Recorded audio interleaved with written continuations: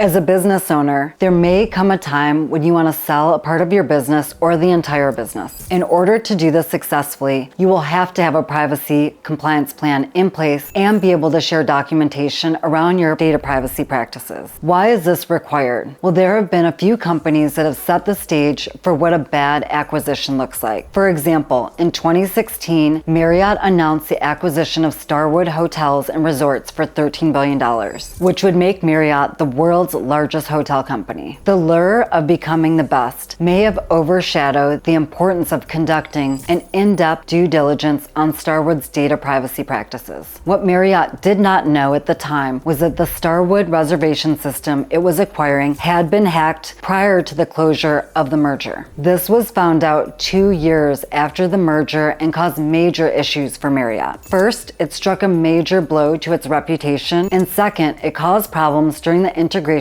phase of the two companies' reservation systems. This ended up impacting users' ability to make a reservation at any Starwood property, which resulted in declining sales. All of this was due to the lack of investigation into Starwood's privacy practices during the due diligence phase of the M&A deal. M&A privacy risk is real. Are you considering buying a business to further scale yours, or do you have a business and want to put it on the market? Given that you will likely be handing over customer data as part of the sale, companies want to be sure that the data collected is secure and compliant. They do not want to add risk to their portfolio with the acquisition of a new company. Likewise, if you're going to buy a company, this due diligence step is critical to avoid issues in the future when it comes to privacy compliance. It may seem like a small step, though depending on where your company operates and the nature of the business, this could have a large monetary implication on your business. If you operate in any state that has a data privacy law, such as Europe, Brazil, China, as examples, you'll have to ensure that baseline compliance is met, and where possible, protections are put in place to protect users' data ahead of the deal. How do you build out privacy compliance? This can be done by ensuring you have documented data privacy practices that show how user data is coming in and out of the company. It will also include how the data is secured and if any of the systems have been breached or accessed by unauthorized users. These days, there are automated detection systems that enable companies to know in real time when systems have been accessed. What does this mean? Well, at minimum, you need to know where data containing personal information is located in your business, how you obtain it, where it's stored, and deletion practices. You should already have some type of data privacy policy, and if not, one will need to be established. Typically, during the due diligence phases of acquiring a company, a law firm will play an intermediary role to ensure the company being bought is not bringing in any risk for the purchasing company. One of the major areas that can trigger this is around data privacy and security. By proactively having your ducks in a row when it comes to privacy and security, this process can go smoothly and not raise any red flags. There are 3 things you want to ensure you have in place before selling your company. 1. Data privacy policy. This is table stakes for any company. This will outline what kind of data your company collects, stores, and processes from its users. It will lay out any rights users may have and also provide information about what the company does with the data, i.e. how it uses customer data. For example, if the company is an educational platform, then it will explain how the data is used to provide the service. 2. Data inventory. This can sometimes be called a record of processing. This inventory maps out where user data is processed across the organization. This will provide a high-level overview of where all the personal data is located across the company, how it comes in, and how it's managed over time. It will also indicate which systems store the data across the company's ecosystem. 3. Incident management process. As most companies have experienced some type of data breach, having a plan in place for responding to a breach is critical and shows that your company is aware of a potential attack and has a plan in place to react if a breach should ever occur. Whether small or large, it is important to develop a process to respond to a breach and ensure the right people are involved and that they have a playbook to follow to manage the breach when it occurs. These are 3 of the most important areas I would focus on to ensure you have a baseline data privacy compliance plan in place prior to selling your company. Don't let your M&A deal implode because you didn't take these steps to ensure that privacy practices were documented and compliant. If you like this video, make sure to subscribe. I'll be dropping videos weekly and giving you the latest tips, tricks, and news as it pertains to data privacy and AI.